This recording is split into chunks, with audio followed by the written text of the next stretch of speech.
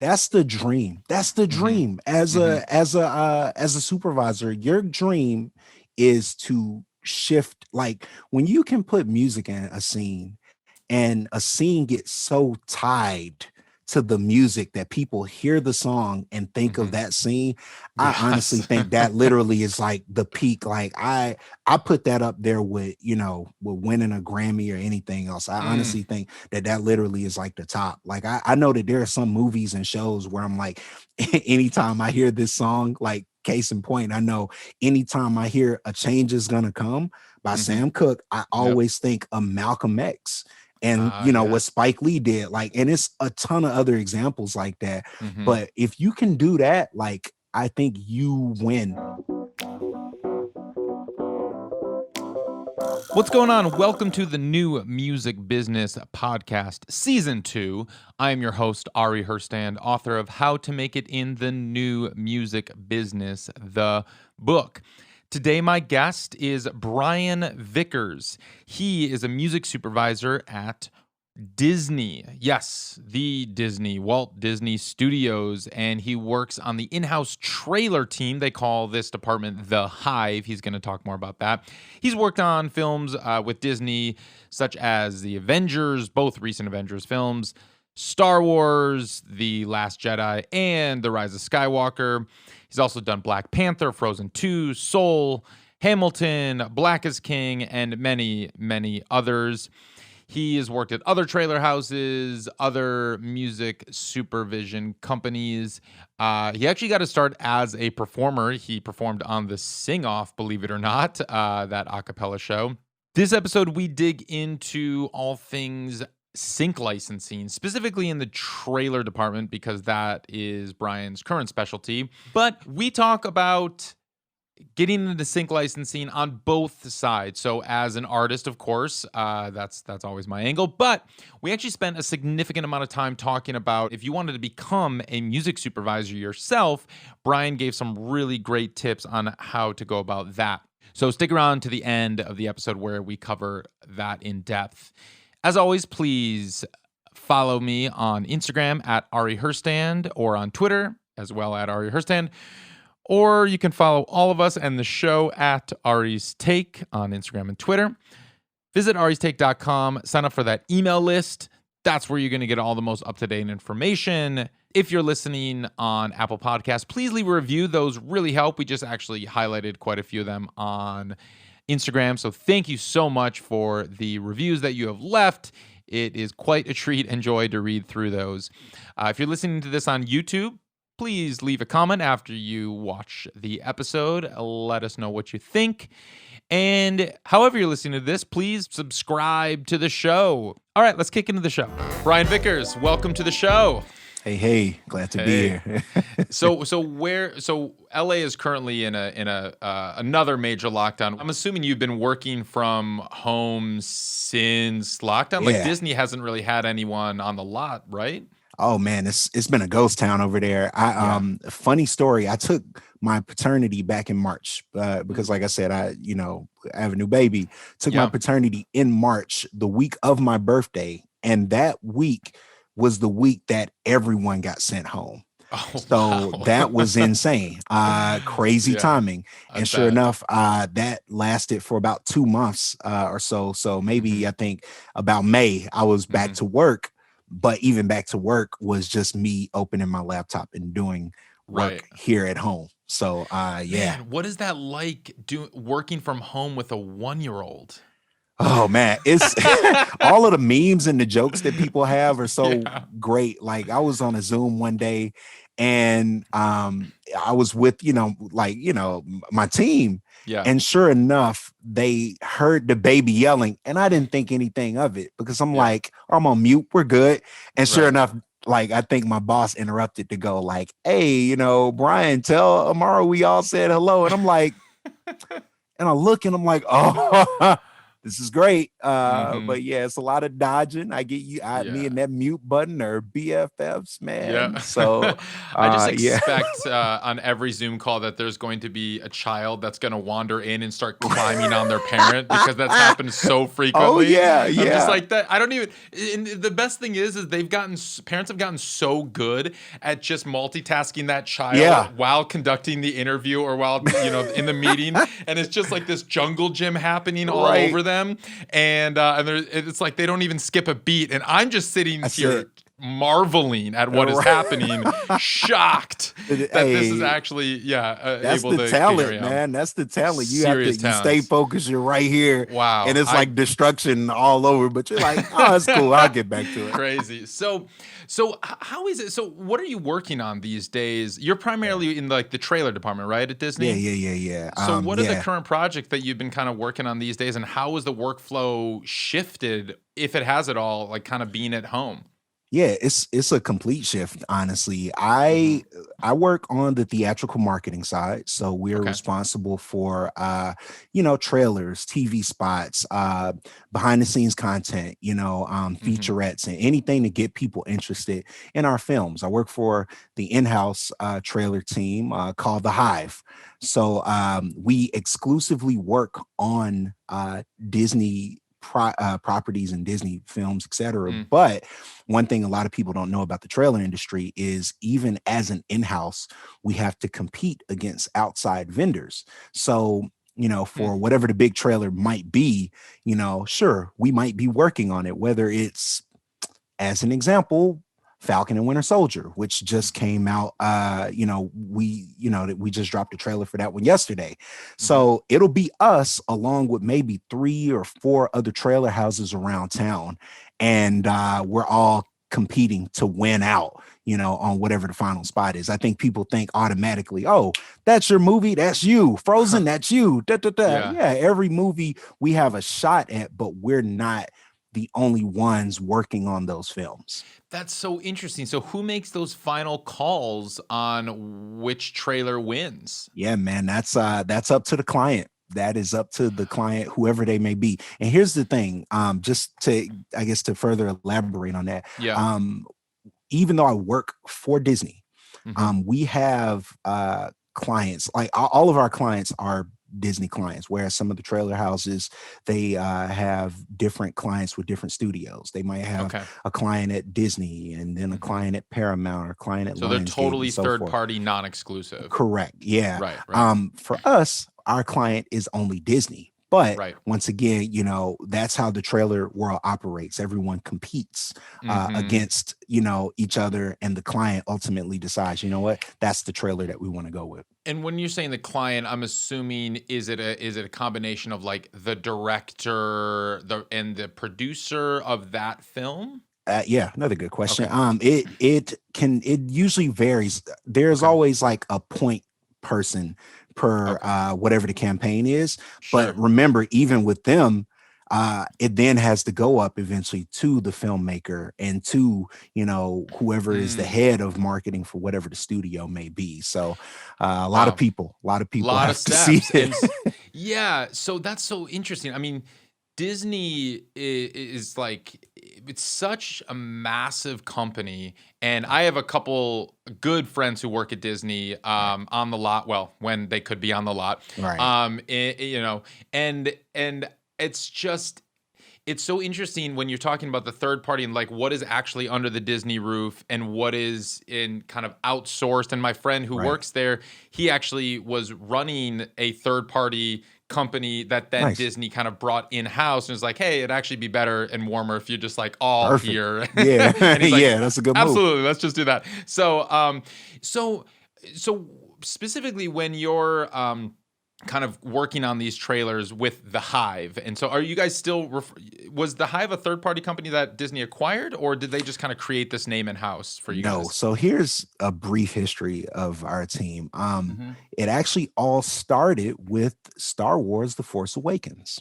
Huh. When they wanted to do that film, they wanted to keep all of the property extremely confidential. They wanted to keep it as close to heart as Yep. possible, literally not leaving the lot. Mm. So this team was formed. I think it was roughly about 9 people originally, and they were all formed to work on that particular project.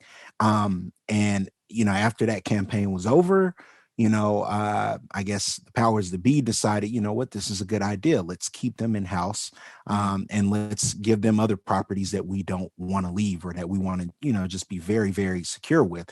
So Mm-hmm. the team continued to grow, started with 9 people. Now I believe we're over 40 total. Mm. Wow. In just a couple years. But yeah, it grew in a hurry. But we also, as a result of that, I've had a chance to work on some amazing campaigns Yeah. for films, but a lot of stuff, like our team exclusively worked on worked on the last 2 Avengers films and the last I, 2 Star Wars films. oh, So wow. yeah, Endgame as well as Sure. Infinity War. Yeah, all that stuff. It was great. And when you got hired, were you hired for the Hive team specifically? Yes.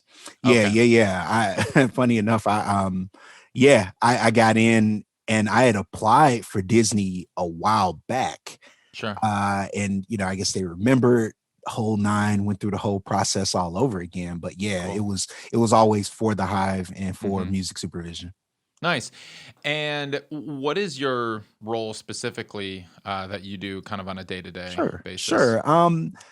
Well, of course, it's changed now, but I work as a music supervisor Mm-hmm. for the Hive. So what that usually means is we look for music for these theatrical spots Mm-hmm. for whether it's trailers, TV spots, or like I said, content pieces. But what we normally do is we work with. It's very collaborative. Our job Mm. is incredibly collaborative. We work with our editors. Usually there's a conversation that happens. Our editors tell us what their vision is, and we kind of talk that through. And then Mm-hmm. we'll go and either look for music from pre-existing music from music libraries, or some production companies we work with, Mm-hmm. labels, whoever that might be, or we actually will get things custom made depending on the Mm. spot. And we have a limited number of people that we work with. I know I usually get a lot of, requests like, hey man, we want to work on custom stuff for you guys. And I Mm-hmm. don't think people really understand what that looks like, to do custom work for trailers, because a lot of it is done on spec. A lot of it is just done, and the turnaround time. I've worked on the TV side and the trailer side, and I've heard about the film side, but I Mm-hmm. think everyone kind of agrees that the trailer side operates the absolute fastest. Usually when I reach out to people, it's, hey Yeah. man, I need this yesterday. Yeah. So even if they're creating stuff. Mhm. That is really interesting because on the film side, when you're placing a song in a film, I mean that could be months Oh of yeah, testing this out and trying to, or even years because of how yeah, long just the timelines of what films are. And with trails, because it's almost kind of like you're making commercials, and so it's almost as yeah, quick turnarounds as like on the commercial super side. quick. So, explain what you mean by custom Oh sure. spots, and like specifically, like if somebody if the people that you do work with, what does that look like, and how are those conversations had when you need something custom done? Certainly, certainly. Yeah. Usually, when we reach out to people for custom work, that Hmm. means we are looking to get something that is literally specific to whatever that campaign might be. An editor might have an idea and they're not seeing whatever that idea is from other music. So they want something specific. Mm. Or it could be getting work done to trailerize a piece of pre existing music. You guys have probably heard this before when you watch a trailer and you're like, oh, I've never heard that version of a DMX song, or I've never Hmm. heard that version of a, Alanis Morissette song, whatever the case Hmm. may be. So what we do is we'll take a song that exists, or we'll work with vendors. We work with these vendors that I mentioned, and we'll figure out a way to make that different. How do we make that stand out? How do we make that work for whatever the piece is, and ultimately, hopefully, once again, win the Yeah. trailer? So yeah, And it's a super competitive process. so when you say trailerize and you're saying kind of how do we make Mhm. that work, just to even get more specific, I'm assuming like adding like that kind of stuff is like Hey, that's not just like what you just did. like because it's Yeah. like you watch these trailers and it's like, oh, I know that song. It's like, but Right. there's all these additional production elements that get added that Right. are not in the original recording. So that's what you mean by trailerized, That right? literally is it. Well, when we say trailerized, typically it means making it fit for a trailer. That means Okay. we're reducing it in some type of way. But also, a lot of songs aren't written for trailers. They're just written Right. like when you sit down and write a song, you probably are like, this is the Mhm. song I want to write. This is my idea. Bada bop. Right. But when we're doing it for trailers, we go back and we will sometimes that means throwing in a layer of orchestration underneath or Okay. doing something with the strings. Like you mentioned, yes, Yep. sound design is a big Yep. element. These big, massive buildups, because when it comes to trailers, there is a specific formula that, I always tell people they typically follow. It's usually a 3-act structure, about 2 minutes to 30 seconds to 3 minutes. And as we're doing that time frame, the first act kind of establishes whatever your theme is, the second one builds on it, the third one builds gigantic, and it takes us home. So typically a trailerized piece of music does all those things, but it just makes it much more big and much more epic. Or it'll make it small and then, like you guys have heard, like the acoustic versions of whatever these songs are, they get used as well.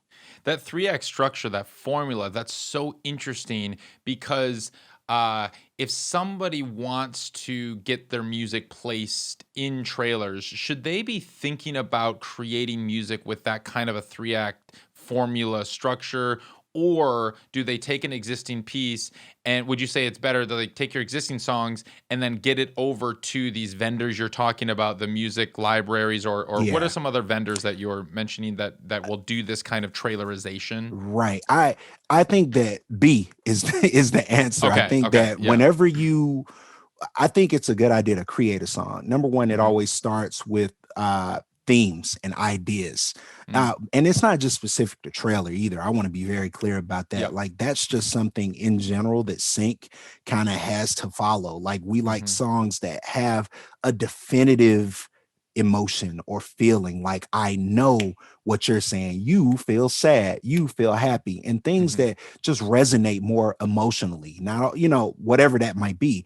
But if mhm, you're creating a song, I think it's always a good idea to reach out to the people who've done this before. Like reach out mm, to some of there are, a ton of groups online, and you can, if you Google like, hey, trailer music, I know it's kind of a generic answer, but yeah, if you Google like trailer music, you'll see on YouTube, it's a very, very popular genre. It mhm, basically is a genre within itself. But yep, yeah, there are people who specialize it. I always recommend reaching out to them yep, because that's how they already have our ear.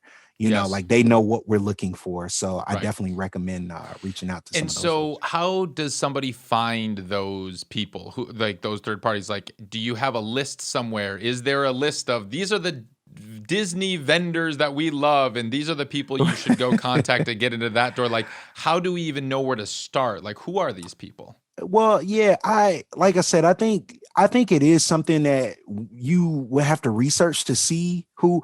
I'm always a little bit tentative to call folks out. I don't want to, Yeah. like ruin or, damage any relationships by putting Sure. some people or leaving people out. Usually it's leaving Yeah. people out like, hey man, you didn't Yeah. mention us.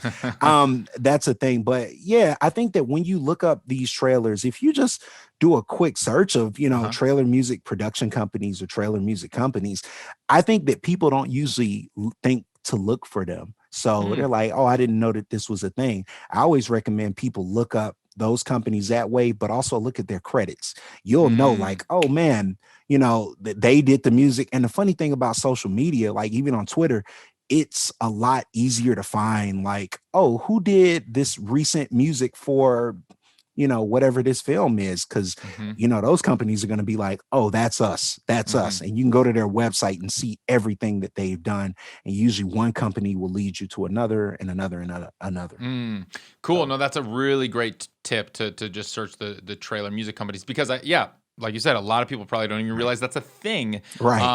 And I know that even before this, you used to work at Trailer Park, right? Yeah, man. Yeah, And yeah, that's one yeah, of yeah. those companies that you're talking about, like that Yeah, just pretty much does that's it. trailer, yeah, music Yeah. for trailers. Yeah, shout And out to them, man. That's literally, I would say, one of the largest and most prolific trailer houses in Hollywood. Like, yep. I was definitely glad to work there and learn and grow and everything. But yeah, man, Mm-hmm.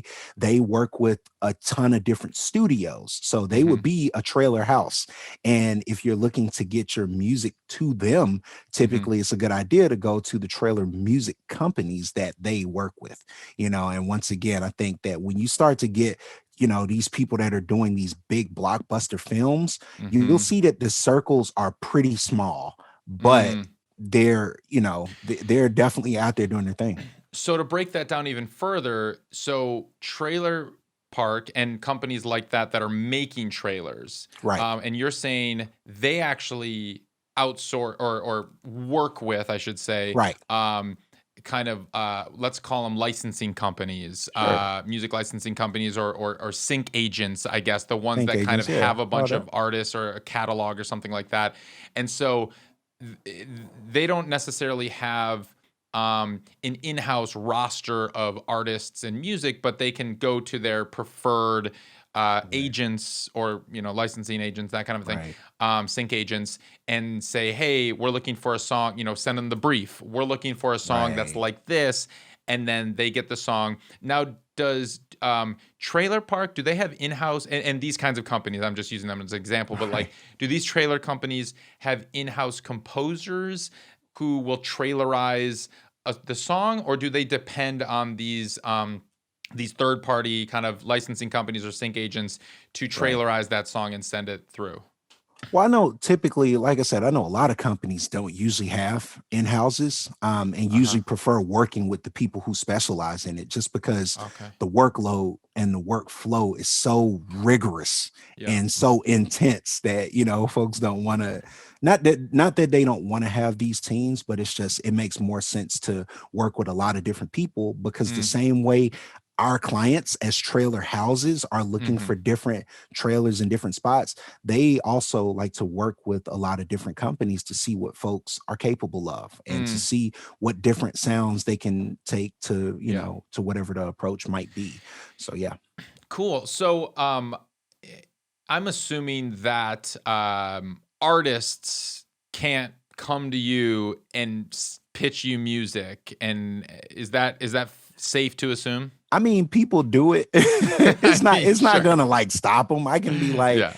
hey guys, I don't take, and it's not gonna stop people, which I get. Like, and I understand that. And to be completely, honest with you, like Yeah. I get that, because my wife is a full-time singer-songwriter. Mhm. So while I'm doing my job, I'm still trying to get her material to a place where she can pitch people. So I personally believe in at least trying to give people grace and Mhm. talking to them, so that we're at a place where I'm not just like shooting people down automatically. I do firmly recommend reaching out to, whether it's these libraries or whether it is sync companies or people that specialize in pitching for sync, Mhm. because like I said, it's such a relationship industry, and everyone who's working on the supervisor side often prefers working with people that they Mhm. already know what they're capable of doing, and already know what they sound like.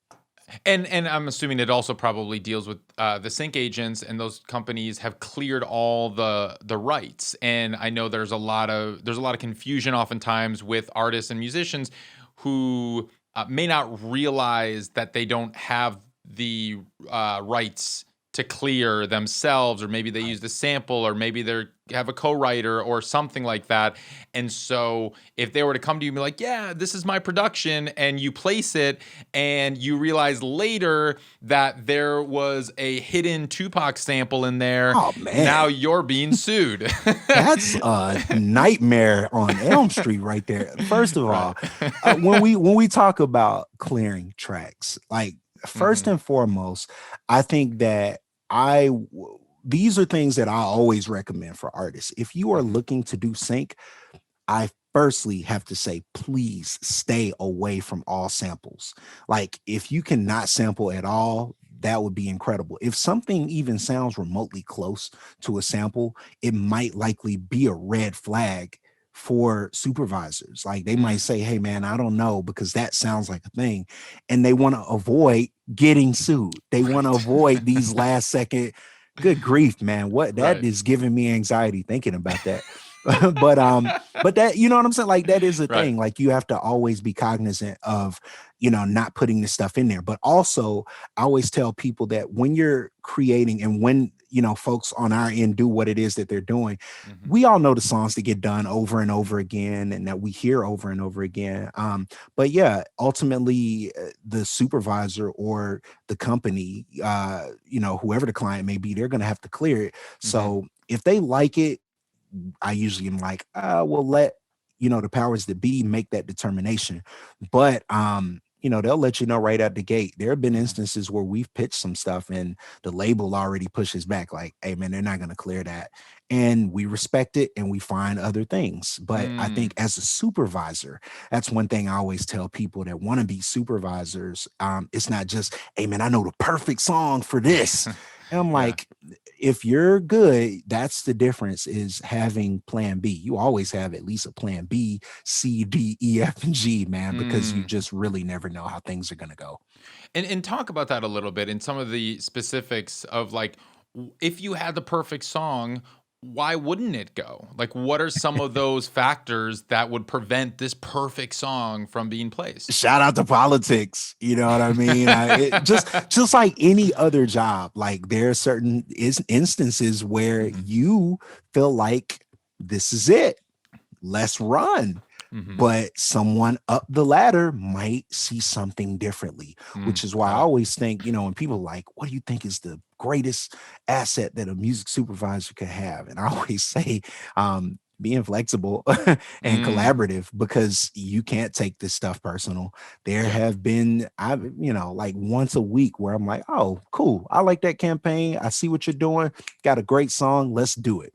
And then everyone likes it. It goes all the way up, and they're like, they not so much. But that's Mm. how it goes. The more people you have listening to whatever the music is and seeing whatever is on screen, the Mhm. greater the chances of something changes. Which is why when a trailer finishes, it's no small feat, because it's literally been seen by this long list of people who all have Mm. to say, all right, cool, that's good.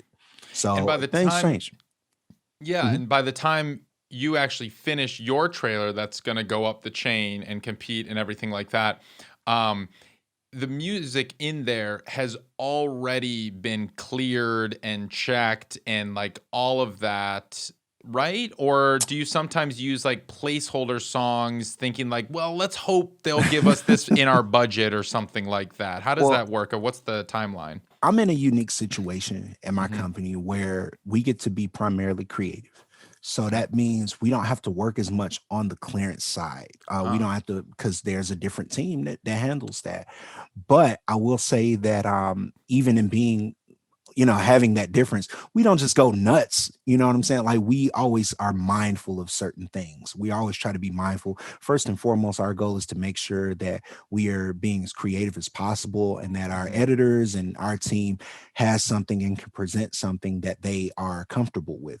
But mhm, yeah, usually it doesn't get to the clearance phase until we know, like, hey man, there's a good chance that this is gonna lock, because there are certain conversations that then have to happen, and we want to make sure that we're not jumping the gun, and you don't want to get folks' hopes up if mhm. it's still early on. But I will say this, out of every single trailer I've ever worked on, just about, I don't think that there's ever been a V1 to finish when it comes to music, because it constantly changes. That's the Mm, nature of what we do. Like, sure.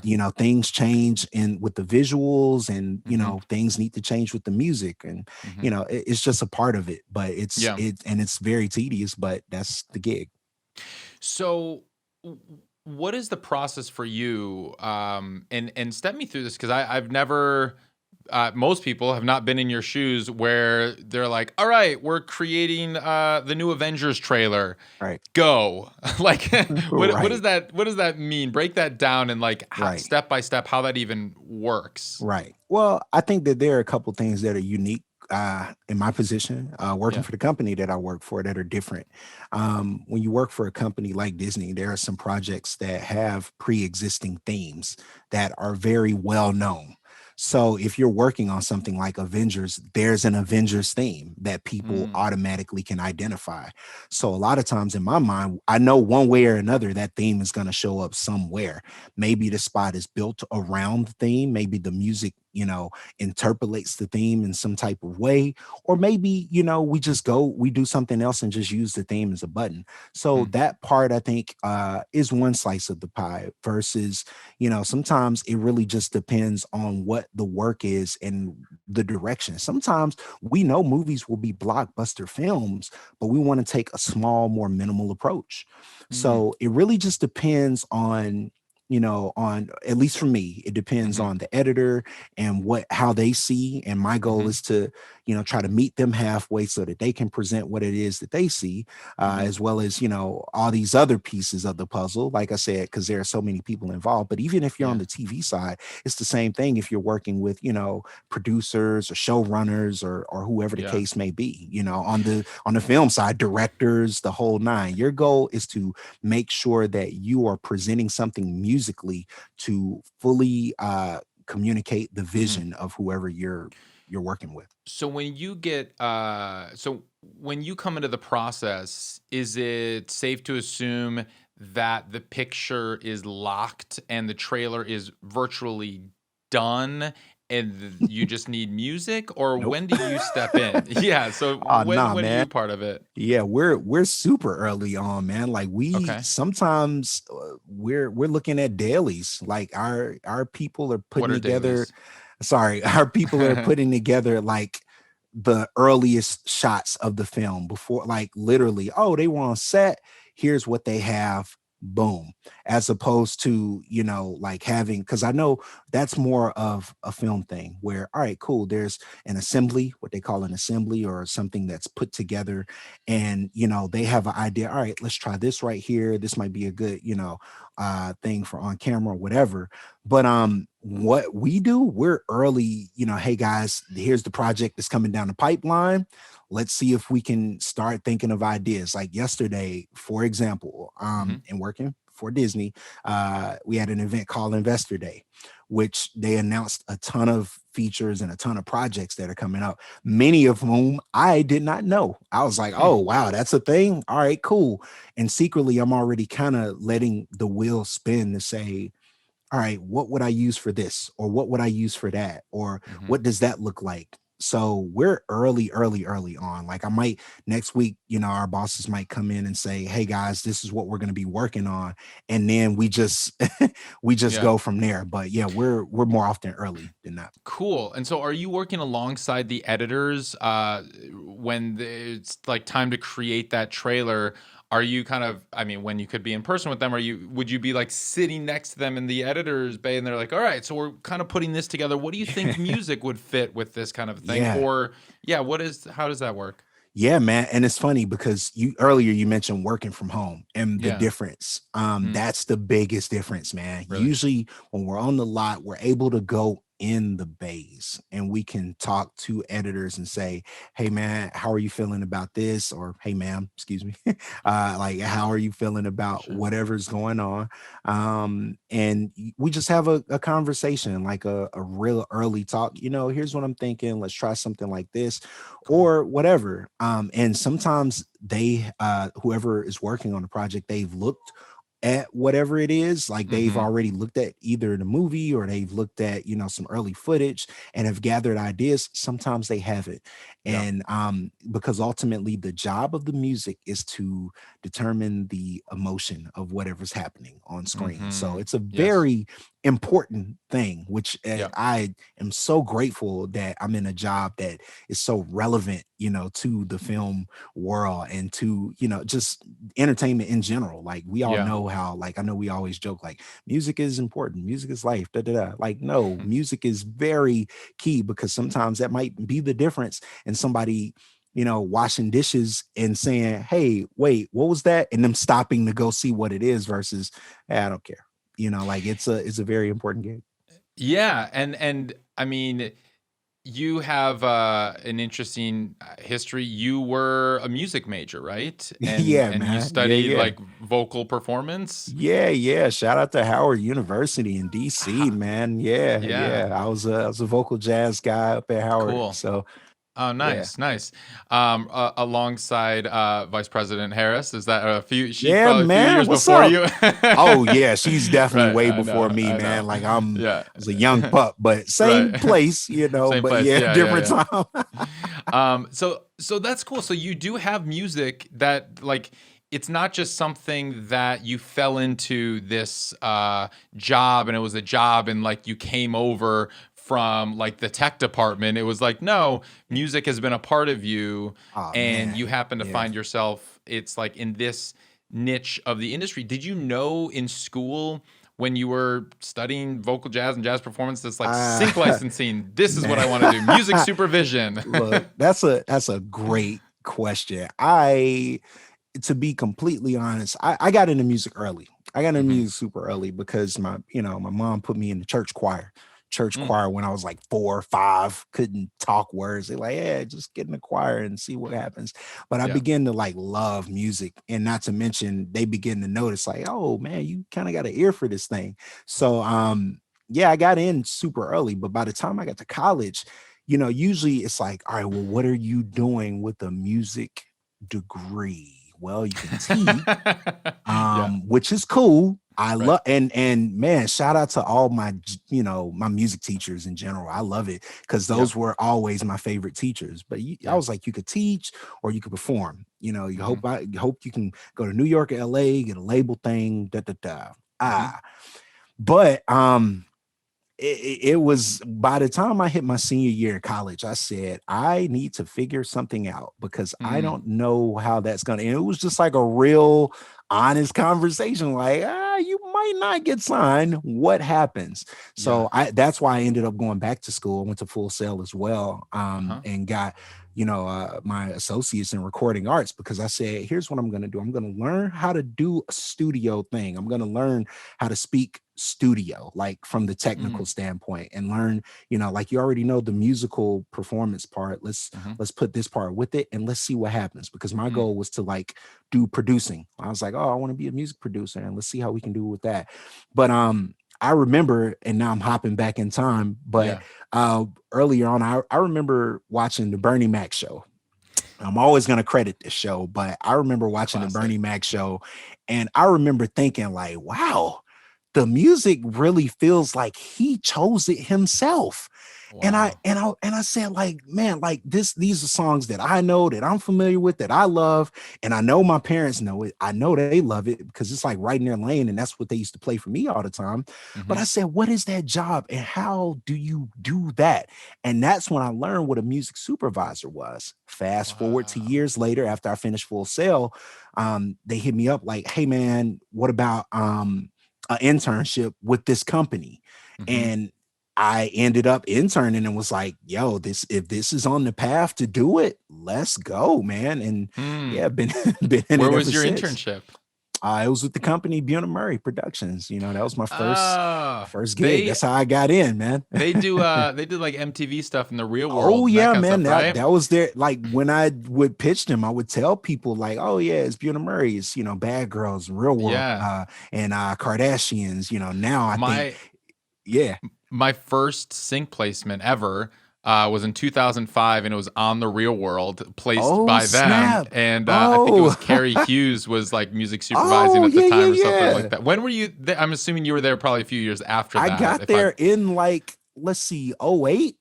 okay, Yeah, okay, yeah, so just a few yeah, years later. I mean, I had yeah. so many placements on that show because they had like the catalog stuff and Yeah, yeah, but yeah. that was like such a huge win for me and Man. it was like I had it was funny because I kind of just like it was early on. I was so young. It was my first album. I didn't know anything about Right. anything, but I like was working with this company and they're like, "Hey, MTV needs some music." I'm like, "Here, take my That's music." And it, so they right? get right. And like I didn't even know my song was placed until Wow. a friend hit me up because it was like how MTV worked back then and how it's different now, Right. but how the real world was then was basically they just kind of got a blanket license of like just a bunch of music from like a library or something, and it's like, Oh yeah, man. you have the rights to use all this music, Yeah. and the artists kind of do that because they know they're going to make bank on It's performance exposure. royalties in the Yeah. back end. Yeah, Yeah. and Back end. exposure for sure. And so I just like, I didn't even know. And my friend literally called me up and was like, I think I'm listening to your song on the real world right now. I'm like, Wow. what? No way. And like, I got a few calls from that. I'm like, Yeah. man, Yeah. this is so Yeah. crazy. Yeah. And like years later, I'm trying to think, my actually it was like probably 2015. I had another song placed when they were doing the thing, maybe it was 2016, when they were putting the name of the artist on the Chirons, screen. man. Yeah. Yeah, That's the when game the song changer. would play on the screen, the artist name and the song title was right there Yeah. on the screen. I'm like, Yeah. this is so cool, That's supporting the the game artist. changer. I Yeah. love that. Like, I think it's. So You Think You Can Dance also does that. They'll like put the Okay. name of the song and the artist on the Perfect. screen. And like, Yeah. whenever someone does that, I'm like, yeah, like the It's a supporting good the thing. artist. It's Yeah. right. I always recommend. I know sometimes people do feel a type of way like, oh, it's a gratis deal. It's a gratis deal. But I'm Mhm. like, I understand it might not be for everyone, but one way that I always tell people is Mhm. the exposure is big, Mhm. because it is there. Like you can get your song in front of millions of people regularly, which is dope. And yeah, you will end up getting that back end. But also you have to look at it like, hey, if you get it there, now you Mhm. can say that you have a TV resume. Like, oh, I've had my Mhm. show featured on, or used on this show or that show or whatever. But yeah, a Mhm. lot of times it's been springboard for some artists. So yeah, it's wonderful. Oh, totally. I mean, there's countless artists we can point to, like their first sync that just blew them up. And Right. I mean, I also had a song placed on One Tree Hill when that song was Oh, hot, snap. and like Yeah. Lindsay Wolfington. Shout out to Lindsay Wolfington, music supervisors, Lindsay. who like placed me Yeah, in that. man. And it was like I noticed literally my album that on this was the iTunes era, and every song was like equal popularity on iTunes. Right. Like minutes after the episode aired, that song on iTunes was like full bar popularity, and I got like Right. hundreds of downloads. It like literally that night, Oh, just that man. night, and then That's every it. show I played after that. For like 2 years, somebody would come up to me after the show and say, I heard your song on One Tree Hill, and I'm here, and I've been a fan Yo, ever since. I'm like, oh, this is that's insane. that's the thing, man. I think Right. that's the greatest part about licensing from shows like that is that Yeah. you build this whole new fan base of people that never would have been able to make it to your show, or Yeah. that might not have known you, because I started this in the MySpace music era. Yeah. There wasn't like a SoundCloud or whatever. And, and before that, I know cats that are older, back Mhm. when I was, but that was the thing. So it definitely can change the trajectory. So yeah, that's the Yeah. thing. So when you you had this internship and you started learning the world of music supervision, and now that you've been in it for how long have you been in the music supervision world? Supervision literally since I started back then in like '08. Yeah. Okay. Yeah. So over a decade, 12 years. Yeah. Something like that. So it's have you found that there's like a music supervisor community or like a Oh sync yeah. community in Oh, that definitely. realm?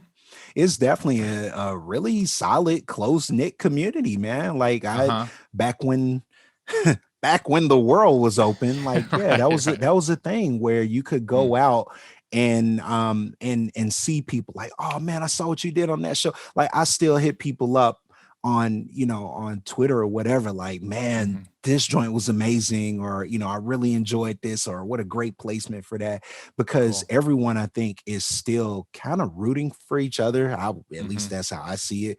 But I do think that yeah, it's a pretty close-knit community. I've learned from a ton of people Cool. across the board, when I see Yeah. these folks at events and stuff. Yeah, I look up to a lot of folks. So yeah. Yeah. Yeah, yeah. Nice. I mean, it is cool, talent recognizes talent, and you can kind of see that, and you now watch stuff with a very specific, particular eye. And I mean, we had Jen Malone on the show, and she's the music supervisor for Euphoria. I mean, Man, and everything else in and Atlanta, Atlanta and and all yeah, that, right, man. Creed, right. yeah. Jen's a She's a beast, man. superstar.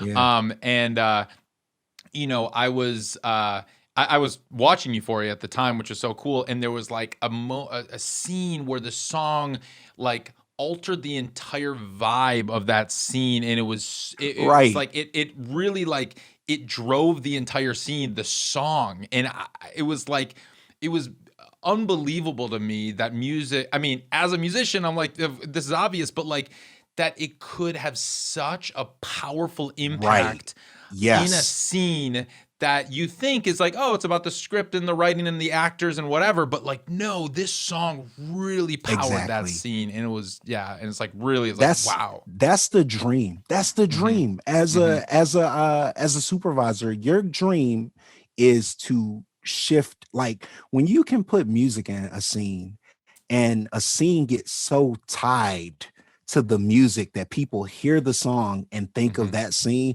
I honestly Yes. think that literally is like the peak. Like I put that up there with, with winning a Grammy or anything else. I Mm, honestly think that that literally is like the top. Like I know that there are some movies and shows where I'm like, anytime I hear this song, like case in point, I know anytime I hear A Change Is Gonna Come by mm-hmm. Sam Cooke, I Yep. always think of Malcolm X and what Yes. Spike Lee did. Like, and it's a ton of other examples like that. Mm-hmm. But if you can do that, like I think you win. Yeah, yeah. You've Especially when it accomplished. penetrates culture like that, where it's just like Man, whenever that song comes on, immediately everybody goes to that scene or that movie or that show. Yeah. Yeah. exactly. Yeah. So Yeah. cool. Yeah. So if you if let's go both sides. So first side, a lot of musicians, independent musicians are listening to this, and artist managers, and they kind of understand the sync world, and they're like, all right, I want to break into this, and not Right. just specifically with like trailers, which you gave a really helpful point on kind of going to those third parties, going to those libraries or sync agents and sync Right. licensing companies and stuff like that. But now that you've been at a few different companies, you've seen different sides of the industry, you're in that world. What would you recommend for an artist who wants to get some of their songs placed? Like, I'll give you a little background, like how I got my song placed on One Tree Hill. Now, this is, mind you, 2010. So we're talking 10 years ago. I literally tweeted my song to Lindsay Wolfington, and you can't really do that anymore. That's not like really Yeah. gonna happen. And fortunately, I mean, it all worked out. And it was great. But like, that's you're probably not recommending that you tweet your songs to music supervisors anymore. I don't know. It's not What gonna do you stop recommend? people. It's Right, not gonna right, stop true. people. So that's what it is. What? That's the Yeah. joke. But I think, well, I firmly believe in relationship building. It's Okay. really that simple. I think that yes, we do as supervisors, we do prefer going through one of those companies, like Mm, someone to pitch on your behalf. But you'd be surprised. I think sometimes it could be as simple as just reaching out. Like you said, you tweeted Lindsay. mm-hmm. Sometimes reach out to some supervisors, but I think the key is that a lot of people kind of just throw the Hail Mary. Like, be very Mm, precise in your approach. Like, if you know that you do this particular sound, figure out whose work, what shows and what movies and what projects are using your sound. And mm, then figure out who's working on that. Reach out to that person and send them a detailed message like, hey, mm, person, I know you worked on this show, that show, and that show. I love the music and I have stuff in that lane and was curious, what is your or do you have a submission process or whatever? Because sometimes people are like, hey man, my music would be perfect for your stuff. And I'm like, mm-hmm. what stuff?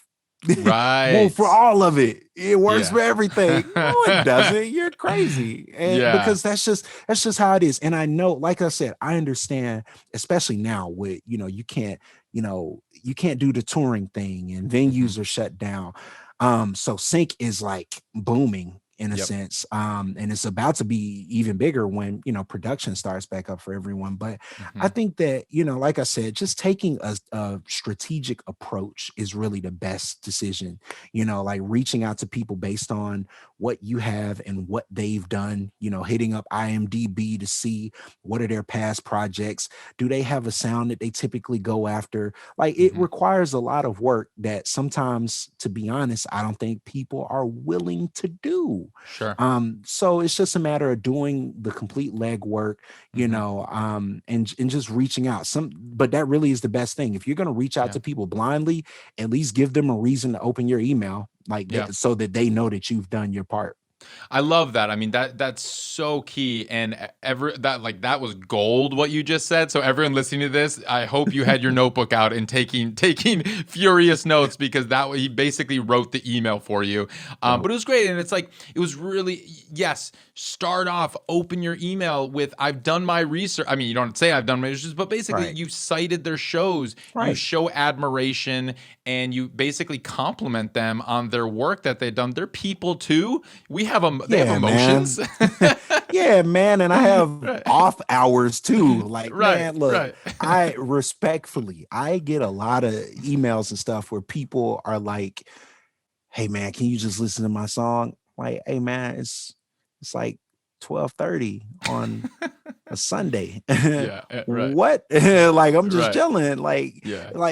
just kind of course, be respectful of people's time. And Hmm. once again, I know we're in this like weird culture where it's like, hey man, work, work, work, work. Yeah. Sometimes just you got to remember that people are human, Yeah. and that's always the best approach, is to meet people like they're human, and do Yes. the exact same thing, Hmm. Yeah. I love that. So let's go on the other side now. If Okay. somebody wants to become a music supervisor, how would they do that? Where do they begin? Let's say they're not at a school that has the ability to place them with an internship like the route that you went. What would be your recommendation on how somebody can break into this? That's a good question too. Because once again, my first school, I didn't know anything about music supervision, and now I Yeah. know it's something that's being taught a lot. And that would be a recommendation as well. I think that there are some programs out there that folks are offering, whether it's UCLA or Berkeley or whatever, that offer courses that you don't have to be on campus to Hmm. take and or learn about it. Um, those are routes. But like I said, I think that the best thing that you can do is really the same approach. Mm. You can do the exact same approach if you reach out to certain music supervisors and say, hey guys, or hey, whoever, I'm interested in your work and I want to do this. There's a difference in how music supervisors will respond to somebody who just wants to pitch music versus someone who's interested in supervision. So I think that Mm. if that is your goal, I know that there are a couple books out there that are Yeah. very good. And, even something like this, clearly, if Hmm. someone's here, that means they Yep. care a little bit more about it than, maybe the average person. But I think that, yeah, reach out to them as well and let them know what your intentions are. But I Hmm. ultimately think that you get something like this from, you know, learning and working under people. I've had some great people to show me how to get to where I am, Hmm. and I think it starts there. But also, I know I hate to sound cliche. I hate sounding cliche, but it really is as simple as listening to everything, watching as many projects as you can. Hmm. I'll be one of the first to tell you that, man. Before the baby, we were watching legit every show, and even now, Hmm. I'm pretty caught up on a Yeah. lot of shows. Like, my queue is getting a little bit longer, but I watch stuff too because I want to see what folks are doing, and I want to Mm. hear, are there trends that are Mm. happening, and as a whole, because our industry is very trend driven as well. Whether Yeah. that's, and I don't mean just trailers, I just mean, sync in general. Yeah. It's there's some things that'll stand out. Like, I know for a while it was like, hey, what's Kanye doing? Yeah. and Yeah. and it became a thing because he was making a certain sound. And Yeah. on the other side, it's like, hey, what's Pitbull and Flow Rider doing, or what's Hmm. this artist doing? So there are trends. So Yes. it becomes a matter of trying to identify that as well. you know. Cool. That's a really great tip. And I'm assuming when you're watching these shows, you're naturally researching who the supervisor is for that show Oh, and logging. immediately. Yeah, Yeah. right. Of I course, like of course. if I'm not like looking like on screen like who's the soup? Oh, Hmm. okay, cool. Hmm. Then I'm on IMDb. Like I got Right. IMDb quick on my Yeah. phone, like Yeah. for that very same reason. So yeah. That's awesome. And someone who's looking to break in, they can similarly take note of that, watch the show, and maybe a show that they love the music to. They can even just shoot that soup, a DM, an email, something, just saying, "Hey, great work on this. I really love the music Right. that you placed. This scene really spoke to me. The song you placed, good job." And you could just start there and like without even asking for anything in return and Yep. be like, how many compliment, like who's going to turn their nose up at just a compliment? Like everyone appreciates compliments. So why not just compliment starting? People typically respond well to compliments. Right. You know what I mean? So I do recommend that. Yeah. But like you said, it really just comes down to it's gonna always be about doing the work, doing the Mm, research. yes. Unfortunately, I do have to say that I think that music supervision now is becoming um almost the equivalent of how people the perception of music supervision is like how people perceive A&R. You know, they're like, "Oh, I know talent. I can break an artist. I know who's hot." You know, and it's like, yo, Right. it's more to the job than that. Usually when people say I have a good ear for, music, I'm like, "All right, cool. I hope you can work well with people. I hope you're Yeah. not a jerk when it gets late at night and you're working on the same thing and you've seen the same piece of visual for hours on end. Like that's Hmm. what matters. The organization, knowing who works at what place and like I said, relationship building. Those Hmm. are the things that I think stand out more. Organization, good grief, the organization, because Mm. I love jazz. I Hmm. love jazz. I love jazz, R&B, soul, whatever. I'm actually wearing a Robert Glasper shirt right now. I love Ah, jazz. nice. Yeah. But I didn't I use jazz so infrequently at my job. Yep. Like we just did the trailer for the film Soul, and I was like, oh shoot, I like lost my mind for a good day and a half. Like, oh, I'm Yeah. gonna give them all my stuff. But Yeah. it's so infrequent that I get to pitch stuff that I actually listen to. So I always Mm. tell people, get out that comfort zone, listen to stuff that Hmm. you wouldn't ordinarily listen to. And when I say that, I don't mean, hey man, I usually listen to, country. So today I'm gonna listen to pop. No, I Hmm. mean, like, look, man, I'm going to listen to some stuff from 40 years ago that I wasn't familiar with. And I'm going to listen to some stuff from this era. I'm going to listen to some B-side artists from Mm. the 60s and 70s. And I'm going to listen to that because what it does is when I was in school and they were teaching us how to scat, they would say you listen to these records to learn how to build your vocabulary. And it Mm. really is the same thing, as a supervisor. You're just building your vocabulary. If you like some of the greatest supervisors that I look up to, man, they can have a whole hour long discussion with you on some random B-side act from the 40s. And Mm. I sit in awe at that, man. Like I know that Yeah. there are people who are out there, and when you see their work, you can tell. You can see their work, Yes. and you're like, man, how did they find that? And I don't want to call names or whatever, but I would have to mention, when I first saw Breaking Bad, and I was like, man, this music that is in this joint it was so perfect that like to this day I always tell people I think that that's probably one of the best souped projects that I've ever seen in my life, Oh yeah. man. And Thomas Galubik, like he's insane. But then you hear him talk and you're like, no wonder it's so good. This dude is like a music encyclopedia, man.